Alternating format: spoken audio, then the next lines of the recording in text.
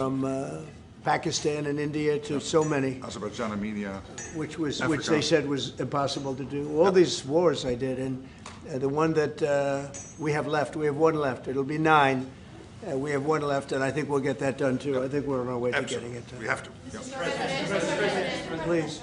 Mr. President, do you have a timeline for when you think this war is going to be over because of your No, I leadership? don't have a timeline. You can't have in war. It's hard to have a timeline. You know, so many things happen in war. Go ahead.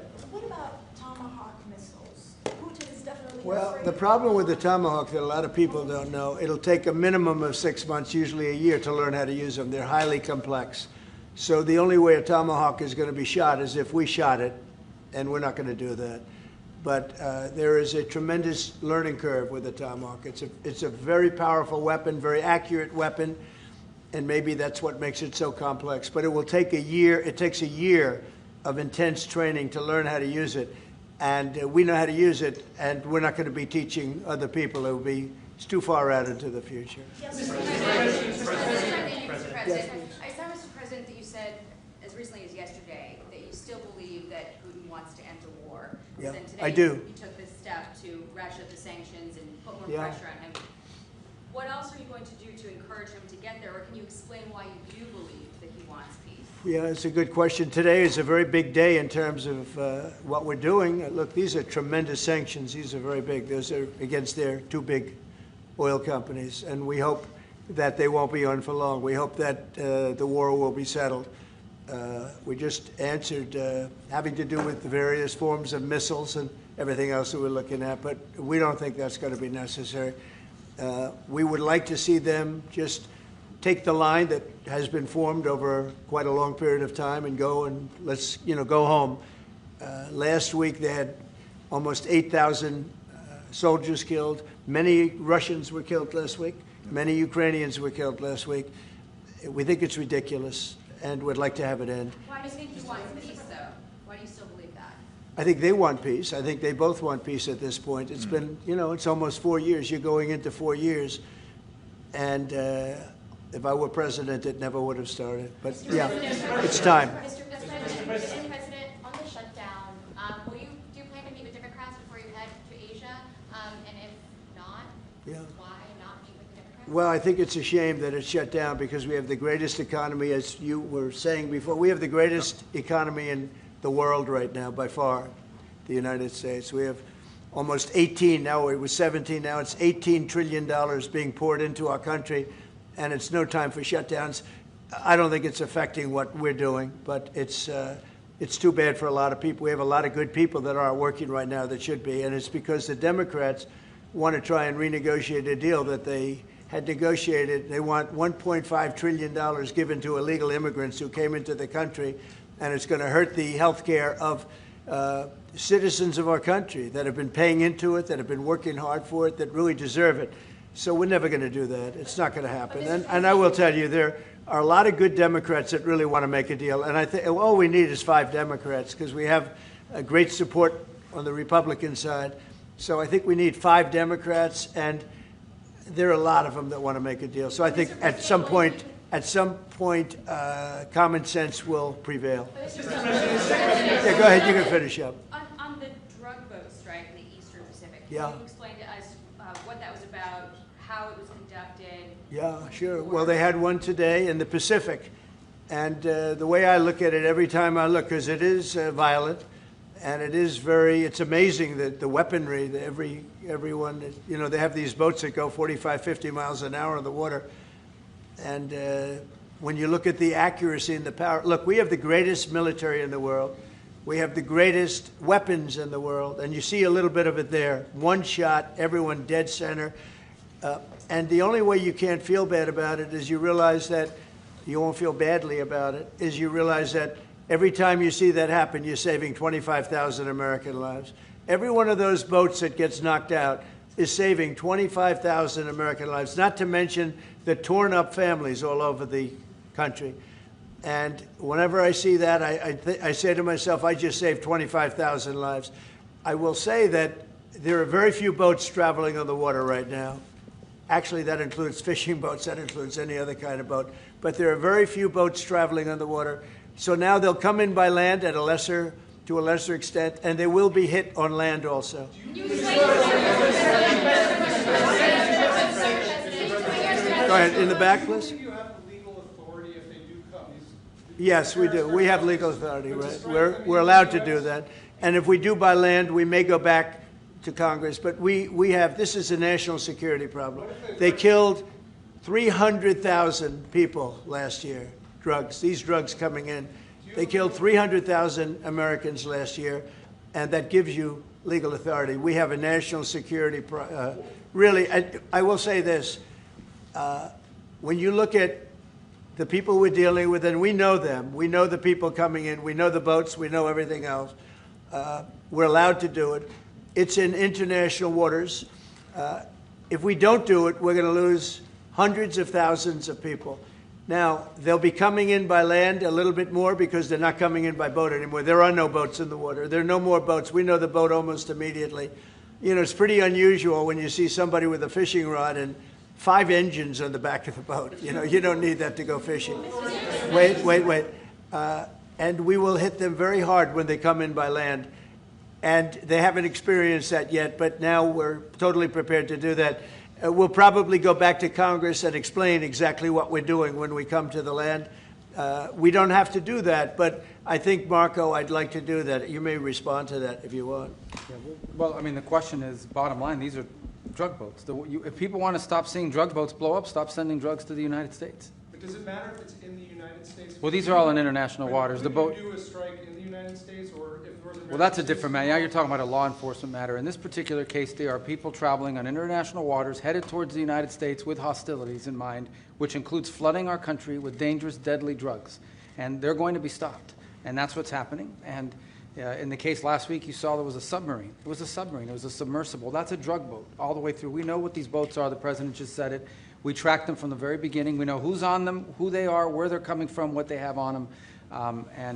You know, if you're running drug boats, you're in grave danger. And drug usage is way down, and drug usage coming from the sea, they call it ocean drugs, a little term that they use, the ocean drugs, is very close to non-existent right now.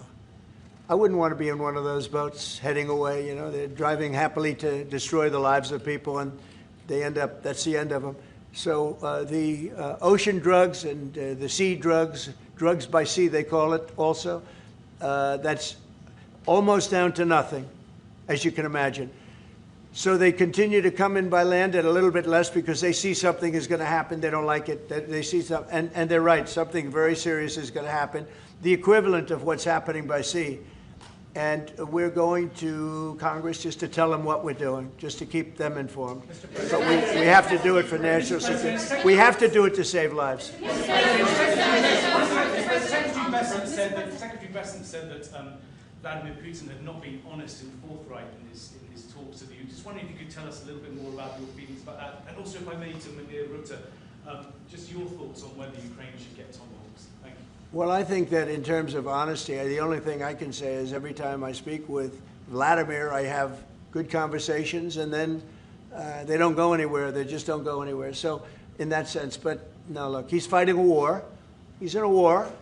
That's two very competent sides, and that's the way war is. You never know with war, but I would say that it's time to make a deal. A lot of people are dying. You know, they're not Americans, but they're people. They're souls, and they're dying by the thousands, worst since World War II, and we really should stop it.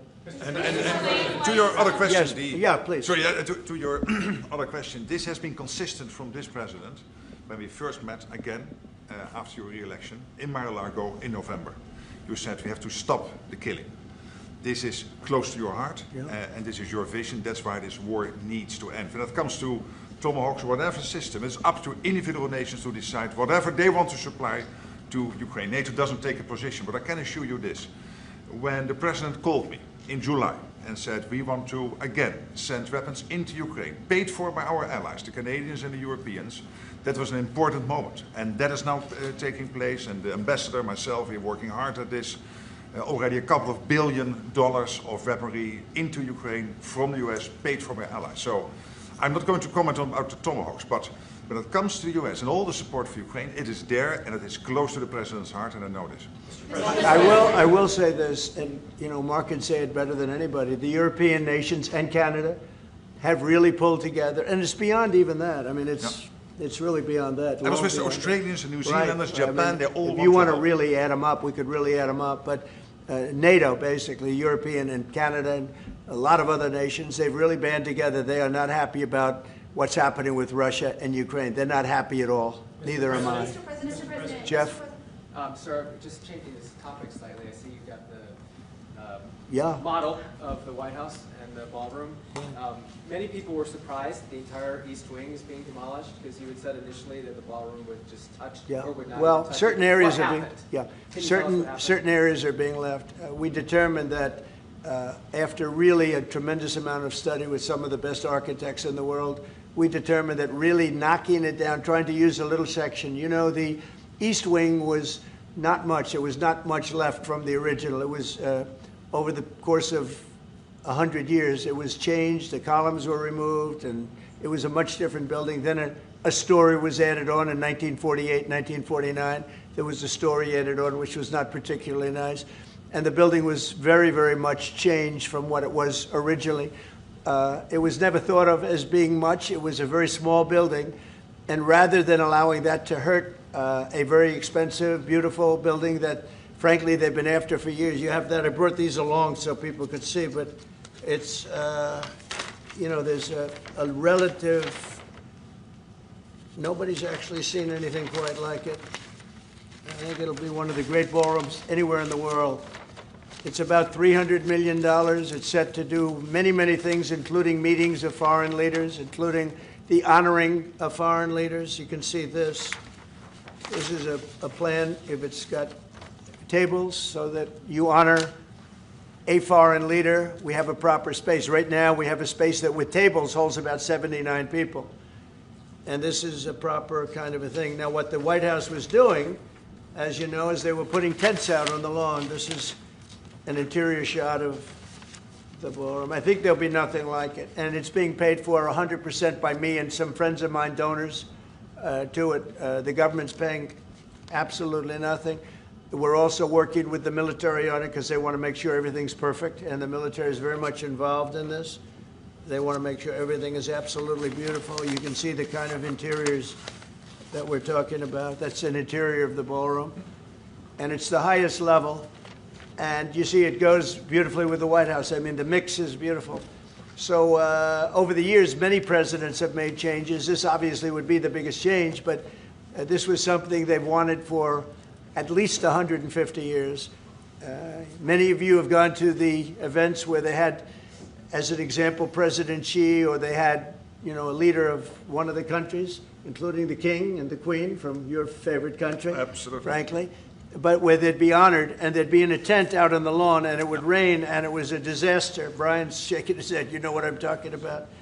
And so I thought I'd bring this out because this is going to be probably the finest ballroom ever built, and we're doing it no cost to the country. It's being the money's being put in by me and donors, very great patriots actually, and the spirit on the building of it is amazing. We are using little sections of footings and various other things, but that's sort of irrelevant. In order to do it properly, we had to take down the existing structure. The way it was shown, it looked like we were touching the White House. We don't touch the White House. That's a bridge, a glass bridge, going from the White House to the ballroom. Then you get into the lobby of the ballroom, and then you go into the the main room. And it's something that has gotten incredible reviews. And just quickly following up on that, sir. I just want a quick follow-up on that question. Your response to people who say that you haven't been transparent enough about this? I haven't been transparent?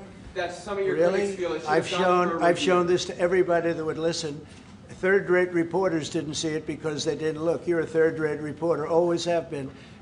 So third-rate reporters didn't look, but anybody that asked, these pictures have been in newspapers.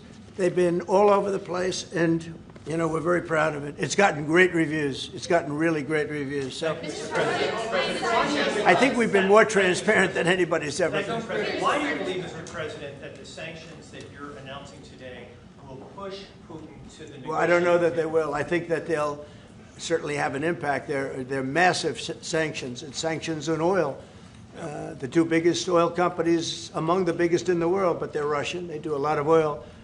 And hopefully it'll push, hopefully he'll become reasonable, and hopefully Zelensky will be reasonable too. You know, it takes two to tango, as they say, and we're going to find out. They hate each other. These two people hate each other. You know that better than anybody.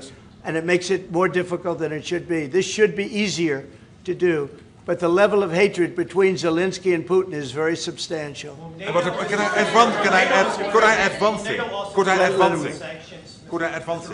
What the president is doing today with these sanctions is putting more pressure, of course, on both parties, in this case on Russia. It's all about changing the calculus, making sure that Putin understands that the president's vision this weekend of having a ceasefire, stop where they are, as you literally said, that this has to be step one now. And for him to really accept that vision and to come to the table. And then you have to put pressure, and this is exactly what he did today. Along with Europe. I mean, Europe, look, they've actually become friends of mine. I think Yes. all of them. Yeah. We have a very close relationship, and they want to see it end too. They really want to see it end. But I can say they're totally committed. If this went on for 10 more years, Europe is behind them. They just can't let that happen. You can't let what's been going on. Now, it should have never happened. It would have never happened if I were president. But it did happen. I inherited. This was Biden, a man who was, without question, you take a look at the new walkway, the Presidential Walk of Fame, we call it. Biden is the worst president we've ever had, if he was even a president. The people that surrounded that desk made those decisions. But this should have never happened. It wouldn't have happened. But it did happen. I inherited it. We're going to get it ended, hopefully soon. Yes, please. You had a Truth Social post earlier this afternoon talking about a Wall Street Journal report as a fake story. Yeah, It fake. sort of Wall Street Journal is fake. So this- Less fake on financial than it is on gossip. Can you just confirm that my understanding of what's happening is accurate? As I understand it, that story framed it like we had just lifted the U.S. a restriction on intelligence. No, it said that I gave Ukraine permission to shoot missiles deep into Russia. I didn't do that. Second of all, they're not using our missiles. They're using, I think, European missiles or from someplace, but they're not using ours. And what they do, I don't control that. But I do control our missiles. They're not shooting our missiles in. It was a fake story. Wall Street Journal does a lot of fake stories. Thank you so much. The president of Colombia in a recent interview said that if you won't change, he thinks that people should get rid of you. We're talking about now Colombia, the country, not the university. Yes. Go ahead. He said what? He said that if you won't change, then perhaps you need to be gotten rid of. Do you view that as a threat? Well, he's a thug and bad guy. He's a guy that is making a lot of drugs. We've just, as of today, stopped all payments going to Colombia, the country Colombia. Also, the school Colombia. No, we settled. We made a settlement with him. But no, he's a thug, and he's a bad guy, and he's hurt his country very badly. They're doing very poorly, Colombia. They make cocaine. They have cocaine factories. They grow all sorts of crap that's drugs, bad drugs coming into the United States, goes generally through Mexico. And he better watch it or we'll take very serious action against him and his country. His country is, what he has led his country into is a death trap. Please. Has the Secretary General presented his Ukraine peace plan to you? Are you prepared to be chairman of the Board of Peace? Oh, there is no Secretary General peace plan. But I'm here for, I really want to correct it because I saw some of that in the media. Of course, many people are thinking how to bring this terrible war to an end and supporting the president in doing that. Why I'm here is to dialogue again with the president how I can be, how NATO, my colleagues and other colleagues in NATO can be of maximum support to get that done.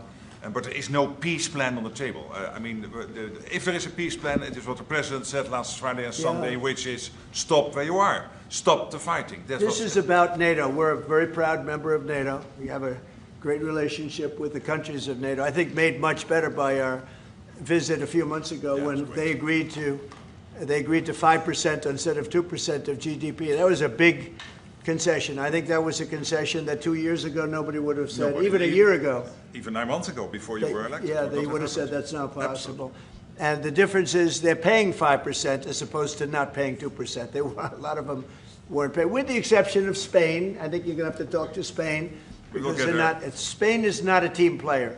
So other than Spain, everybody's 100%. And you could solve the Spain problem very easily, I think, you know, if you want. Yeah, Brian, go ahead. The soybean Yeah, go ahead, farmers- and then we'll take Brian. Go ahead. The soybean farmers, are they going to be getting support from you soon and your? Yeah, well, they do. message to Xi ahead of your So what's happened, you could say with that, you could say with beef, with all of it. The beef, the ranchers, let's say, who have done a great job, have lost their shirts for many, many years. They've really been decimated. And I helped them a lot. I put tariffs on things coming in to the country, including beef. And that gave them a chance to finally have a decent industry. We are going to be talking to them. They're great people, but they've been hurt for 25, 30 years. They've been losing because other countries have taken advantage of them. And by putting tariffs on, they've been able to make a few dollars. They've been able to have an industry. But I also want to keep the beef prices low. So I'll be talking with the ranchers, and I'll be speaking with a lot of different people, including Scott and Howard, and we'll do something. Because prices are way down in our country. Energy is way down. I think you're going to see $2 gasoline very soon. I see that it's $2.50 in a lot of places, $2.50. We were heading to $5, $6, and $7. If Biden didn't go back to my policy toward the end, you would have seen, but he didn't go back to the full policy, and he missed the most important thing. So we were up to, we were way up. I think you're going to see $2 gasoline. We couldn't even break that number. That's a big difference. The only cost that's really up is beef, and the fake news only wants to talk about beef. And what I did is I made it possible for those people to survive. They're incredible people. But they were being decimated by other countries, and I didn't want that to happen.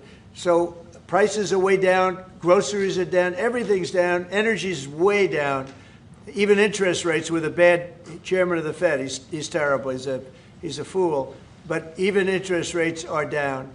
So our country has never done better.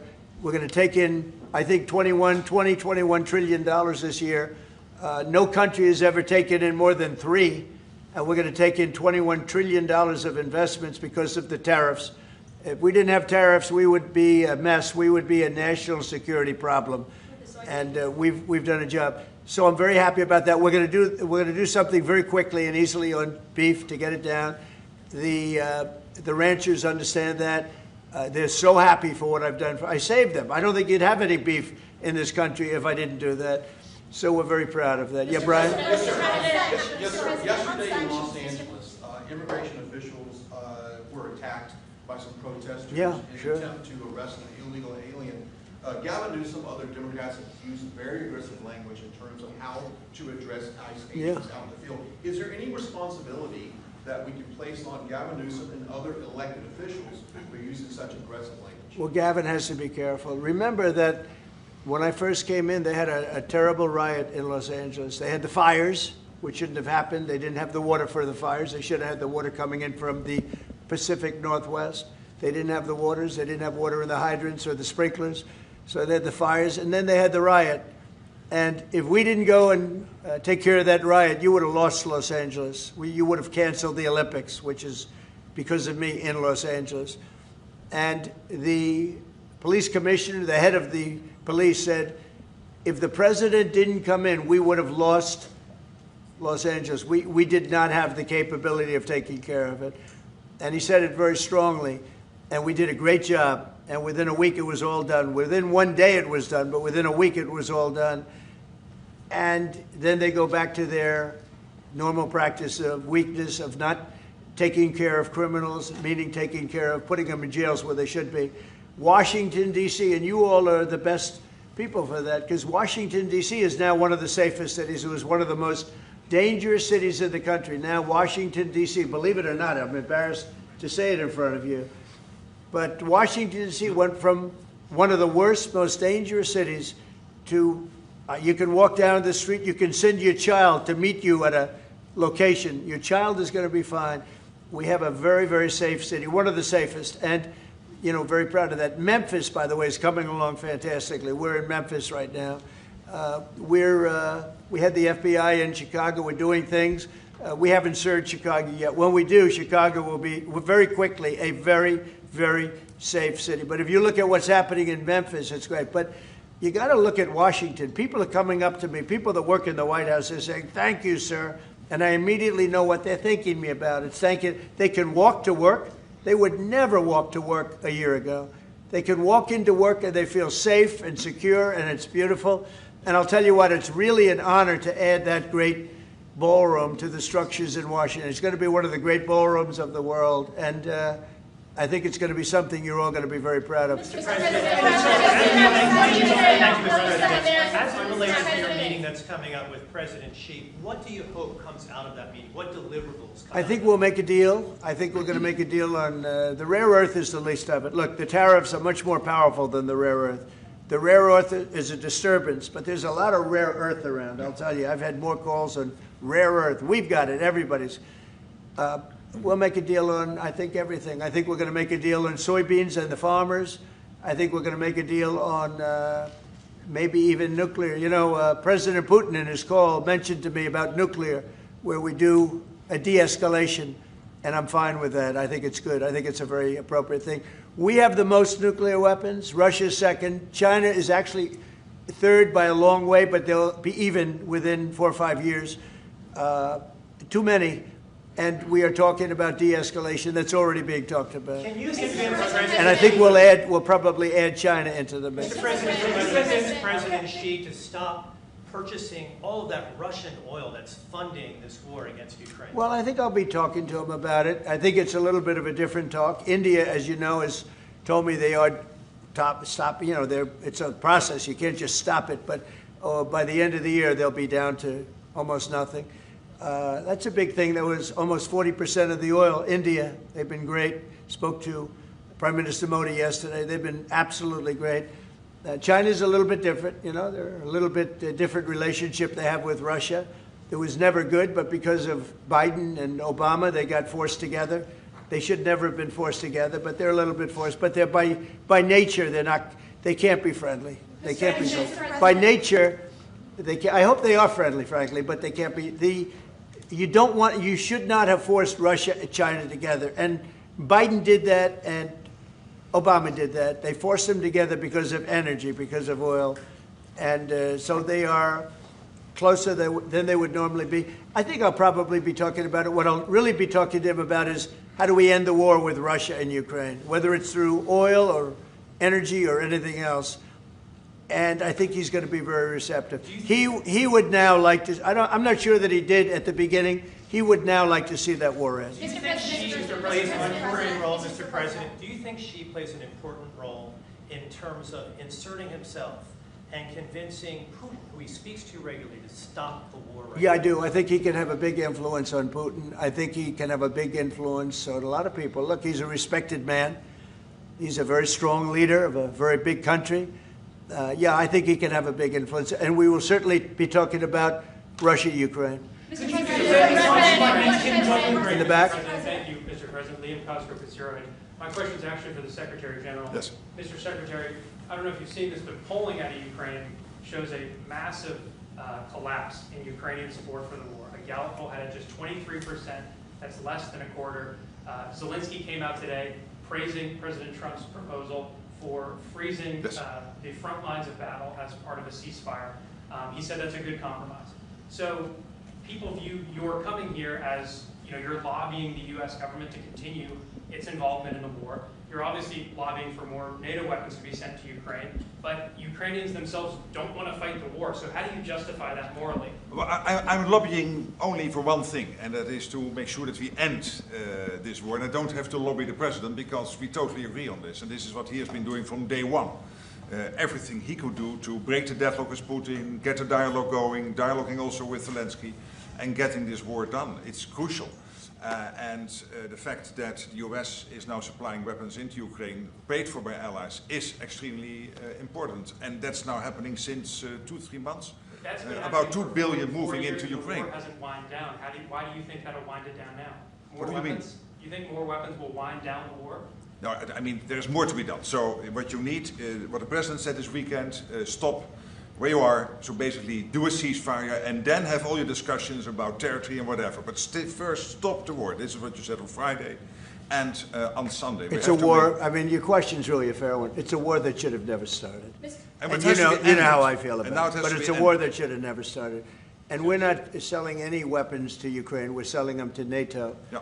Which is different from before. With Biden, he just gave $350 billion worth of weapons and cash right into Ukraine, and that was so foolish. But we sell them to NATO, and in theory, you can do what you want with them. It doesn't have to be Ukraine, but probably it is mostly. No, what nations are doing now is buying from this program and making sure that the supplies in Ukraine, so Europeans and Canadians. And for example, these are interceptors for the Patriot systems, crucial to protect the cities. Today, again, a Russian attack has killed children, at least seriously wounded children in a kindergarten in Ukraine. So we need to make sure that the air defense systems are in place, and we need the US systems to do that, and the Europeans are paying for that. And this is exactly the type of actions we needed, and the president is doing that, and trying everything to get this war to an end, starting with the ceasefire. Do you still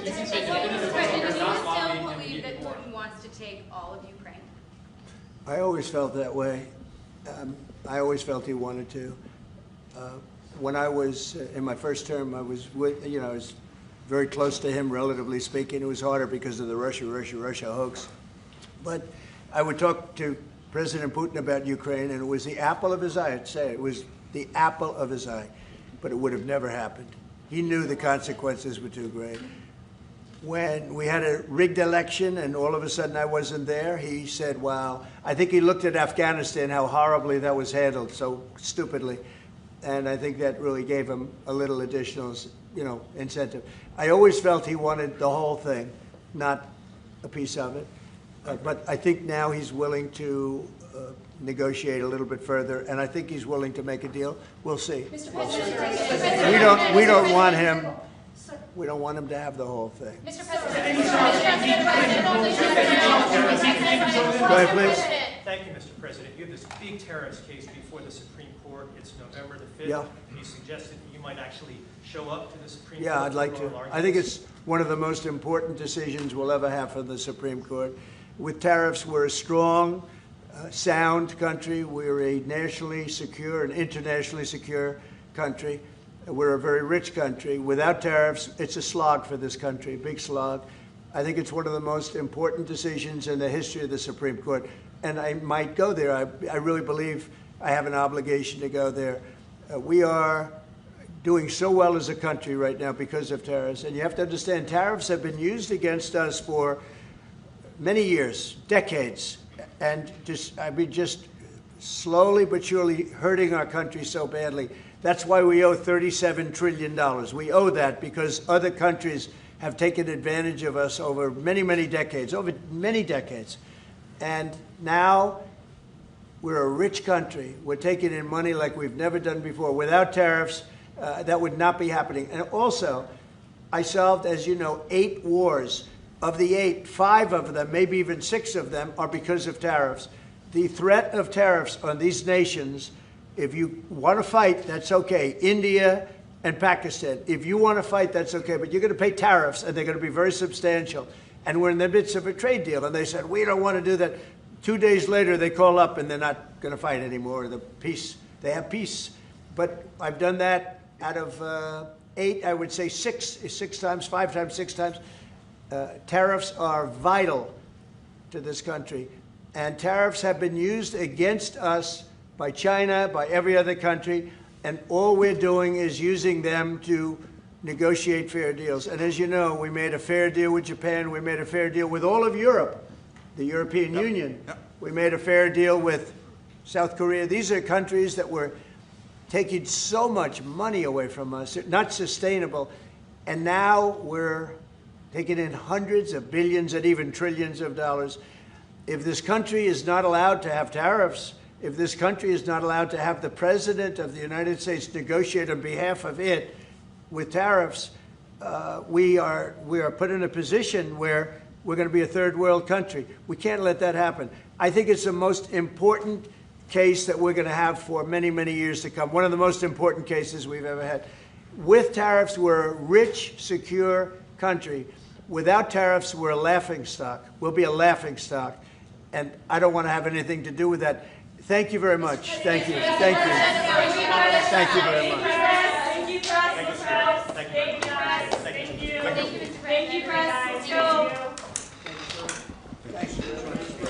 Thank you, press. You know.